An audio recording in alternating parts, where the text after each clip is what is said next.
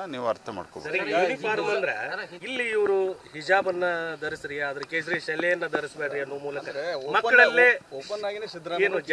ನೋಡ್ರಿ, ಹಿಂದಿನ ಸಿದ್ದರಾಮಯ್ಯನವ್ರ ಸರ್ಕಾರದ ಕಾಲದಲ್ಲಿ ಬರೇ ಅಲ್ಪಸಂಖ್ಯಾತ ಮಕ್ಕಳಿಗಷ್ಟೇ ಒಂದಿಷ್ಟು ಫೆಸಿಲಿಟಿ ಕೊಟ್ಟಿದ್ದರು. ಕೆಲವ್ರನ್ನ ನಾವು ಇದಕ್ಕೆ ಕರ್ಕೊಂಡು ಹೋಗ್ತೀವಿ, ಪ್ರವಾಸಕ್ಕೆ ಕರ್ಕೊಂಡು ಹೋಗ್ತೀವಿ, ಇದೆಲ್ಲ ಮಾಡಿದ್ರು.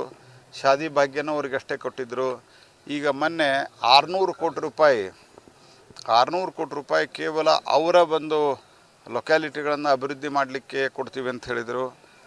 ಕೇವಲ ಮುಸಲ್ಮಾನರಿಗೆ ಹಾಸ್ಟೆಲ್ ಮಾಡಲಿಕ್ಕೆ ದುಡ್ಡು ವಿಶೇಷವಾಗಿ ಒಂದು 500 ಕೋಟಿ ರೂಪಾಯಿ ಏನೋ ಕೊಟ್ಟರು.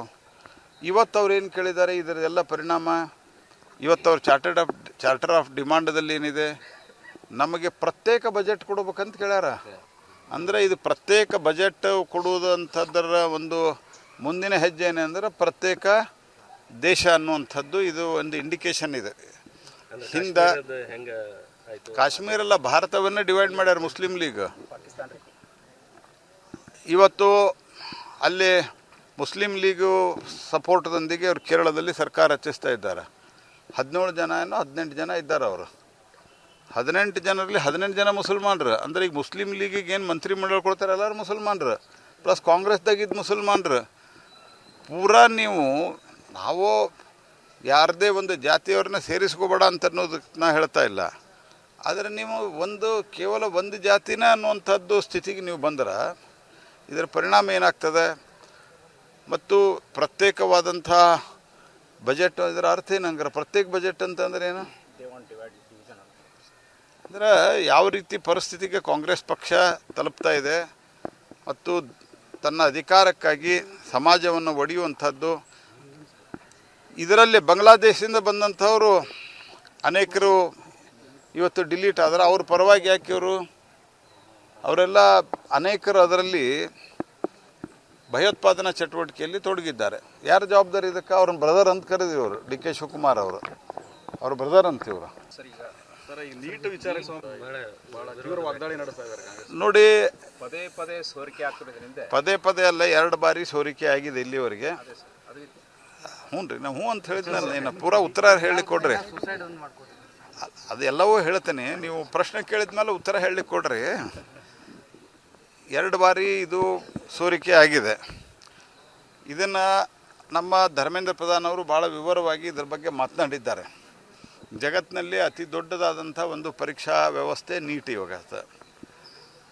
ಇದು ಇಡೀ ದೇಶಾದ್ಯಂತ ಪ್ರಶ್ನೆ ಪ್ಲಸ್ ಕಮ್ ಉತ್ತರ ಪತ್ರಿಕೆಗಳನ್ನು ಏನು ಕಳಿಸೋದಿದೆ, ಇದರಲ್ಲಿ ಪ್ರಿಂಟಾಗಿ ಬೇರೆ ಕಡೆ ಡಿಸ್ಟ್ರಿಬ್ಯೂಟ್ ಆಗೋದ್ರಲ್ಲಿ ತೊಂದರೆ ಆಗ್ತಾಯಿದೆ. ಮುಂದಿನ ಸರ್ತಿ ನಾವು ಅದನ್ನು ಆನ್ಲೈನ್ ಮಾಡ್ತಾಯಿದ್ದೀವಿ. ಯಾಕಂದರೆ 23-24 ಲಕ್ಷ ಜನ ಒಟ್ಟಿಗೆ ದೇಶದ ಇಷ್ಟೊಂದು ವಿಶಾಲವಾದ ದೇಶದಲ್ಲಿ ಮಾಡೋದು 1 ವರ್ಷದಲ್ಲಿ ಆಗಿಲ್ಲ. ಹೌದು, ಅಚ್ಚಿ ವರ್ಷ ಏನಾಗಿತ್ತು ಅವತ್ತಲೇ ಇದನ್ನು ಇಂಪ್ಲಿಮೆಂಟೇಷನ್ಗೆ ಆಲ್ರೆಡಿ ಪ್ರೊಸೆಸ್ಸನ್ನು ನಡೆದಿದೆ.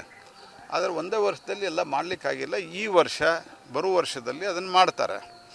ಮತ್ತು ಇದರ ಬಗ್ಗೆ ಏನು ವಿದ್ಯಾರ್ಥಿಗಳು ಪ್ರಾಣವನ್ನು ಕಳೆದುಕೊಳ್ತಾ ಇದ್ದಾರೆ, ಆದಷ್ಟು ಶೀಘ್ರದಲ್ಲೇ ನಾವು ಅದನ್ನು ಪರೀಕ್ಷೆಯನ್ನು ಮಾಡ್ತೀವಿ. ಇದರ ಅರ್ಥ ಪರೀಕ್ಷೆ ಮುಗಿದೋಯ್ತು ಅಂದರೆ ನೀಟು ಇದನ್ನೇ ಸಿಗ್ತದಂತ ಏನದು ಮೆಡಿಕಲ್ ಸೀಟೇ ಸಿಗೋದಿಲ್ಲ ಅಂತಲ್ಲ. ಅದಕ್ಕೆ ನಾನು ವಿದ್ಯಾರ್ಥಿನಿಯರಿಗೆ ನಾನು ಕೈ ಮುಗಿದು ಪ್ರಾರ್ಥನೆ ಮಾಡ್ತೇನೆ. ಇದು ಮುಗಿದ್ರೆ ಇದು ಒಂದು ಸರ್ತಿ ಪೋಸ್ಟ್ಪೋನ್ ಆದರೆ ನಿಮ್ಗೆ ಸೀಟೇ ಸಿಗೋದಿಲ್ಲ ಅಂತ ಯಾರೂ ಅಂದ್ಕೋಬಾರ್ದು. ಇನ್ನೂ ಮುಂದೆ ಪರೀಕ್ಷೆ ಆಗೇ ಆಗ್ತದೆ. ಏನೋ ಒಂದು ವ್ಯವಸ್ಥೆ ಒಳಗೆ ನಿಮ್ಗೆ ನಾವು ಸೀಟ್ ಕೊಡ್ಬೇಕಂದ್ರೆ ಸರ್ಕಾರ, ನಾವು ಅಂದ್ರೆ ಸರ್ಕಾರ ಸೀಟ್ ಕೊಡಬೇಕು. ಹಾಗಾಗಿ ಯಾರು ಪ್ರತಿಭಾವಂತರಿದ್ದಾರೆ ಅವ್ರಿಗೆ ಅನ್ಯಾಯ ಆಗಬಾರ್ದು ಅಂತ ಕಾರಣಕ್ಕೇ ಇದು ಅಲ್ಲಿಂದಲ್ಲೇ ಮುಚ್ಚೋಗ್ಬೋದಾಗಿತ್ತು. ಆದರೆ ಆ ರೀತಿ ಮಾಡಿಲ್ಲ. ನಾವು ಪ್ರತಿಭಾವಂತರಿಗೆ ಅನ್ಯಾಯ ಆಗಬಾರ್ದು ಅಂತ ಪೋಸ್ಟ್ಪೋನ್ ಮಾಡಿದ್ವಿ. ಮುಂದಿನ ಸರ್ತಿ ಈ ಸಿಸ್ಟಮನ್ನು ಫುಲ್ ಪ್ರೂಫ್ ಮಾಡ್ತೀವಿ. ಇನ್ನು ಕಾಂಗ್ರೆಸ್ ಆರೋಪದ ಬಗ್ಗೆ ಹೇಳೋದಾದರೆ, ನಿಮ್ಮೆಲ್ಲರಿಗೂ ಗೊತ್ತಿದೆ, ನಾನು ಕಳೆದ ಚುನಾವಣೆಯಲ್ಲಿ ರಾಜಸ್ಥಾನದ ಚುನಾವಣೆ ಉಸ್ತುವಾರಿಯಾಗಿದ್ದೆ. 5 ವರ್ಷದೊಳಗೆ ಕಾಂಗ್ರೆಸ್ಸಿನ 5 ವರ್ಷದೊಳಗೆ 19 ಸಾರಿ ಪೇಪರ್ ಲೀಕ್ ಮಾಡ್ಯಾರ. ಅಲ್ಲಿ ರಾಜಸ್ಥಾನ ಪಬ್ಲಿಕ್ ಸರ್ವಿಸ್ ಕಮಿಷನ್, ಕರ್ನಾಟಕದ KPSC ಹಣೆ ಬರ ಏನದ, ವರ್ಷಕ್ಕೊಂದು ಎಕ್ಸಾಮ್ ಮಾಡ್ತಾ ಇಲ್ಲ ಇವರು. ವಿದ್ಯಾರ್ಥಿಗಳ ಏನು ಅವರಿಗೆ ತೊಂದರೆ ಆಗಿದೆ ಮತ್ತು ಕೆಲವರು ದುರ್ದೈವದಿಂದ ಇಡೀ ದೇಶಾದ್ಯಂತ ಆತ್ಮಹತ್ಯೆ ಮಾಡ್ಕೊಳ್ತಾ, ಇದ್ರ ಬಗ್ಗೆ ನಮ್ಗೆ ಭಾಳ ನೋವದ. ನಮ್ಮ ಸರ್ಕಾರ ಅತ್ಯಂತ ಸೆನ್ಸಿಬಲ್ ಸರ್ಕಾರ ಇದೆ.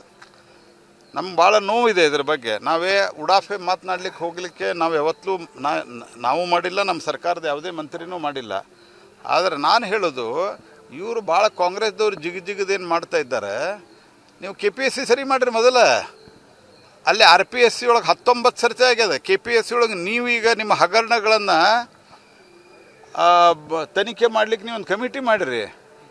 ಎಲ್ಲ ಪತ್ರಿಕೆ ಲೀಕ್ ಆಗ್ತಾವೆ, ದುಡ್ಡು ತೊಗೊಂಡು ಮಾರ್ಕ್ಸ್ ಹಾಕ್ತೀರಿ ನೀವು. ಇಲ್ಲೇ ನಾವು ಇದ್ರ ಬಗ್ಗೆ ಮತ್ತೊಮ್ಮೆ ಸ್ಪಷ್ಟಪಡಿಸ್ತೇನೆ. ನಾನು ಇದಕ್ಕೆ ಕಂಪೇರ್ ಮಾಡಿ ನಾನು ಸಮರ್ಥನೆ ಮಾಡ್ಕೊಳ್ತಾ ಇಲ್ಲ. ನಮಗೆ ಅದ್ರ ಬಗ್ಗೆ ವಿಷಾದ ಇದೆ. ಭಾರಿ ದೊಡ್ಡ ಒಂದು ಜಗತ್ತಿನ ದೊಡ್ಡ ಪರೀಕ್ಷೆ ಆದ್ದರಿಂದ ಕೆಲವು ಏನು ಲೋಪಗಳಾಗಿದೆ, ಅದನ್ನು ಬರುವ ವರ್ಷ ನಾವು ಟೆಕ್ನಾಲಜಿ ಡ್ರಿವನ್ ಎಕ್ಸಾಮ್ ಮಾಡಿ ಅದನ್ನು ಸರಿ ಮಾಡ್ತೀವಿ. ಆದರೆ ಯಾರೂ ಆತ್ಮಹತ್ಯೆಯನ್ನು ಮಾಡ್ಕೊಳ್ಬಾರ್ದು ಅನ್ನುವಂಥದ್ದು ನನ್ನ ಕಳಕಳಿ ವಿನಂತಿ.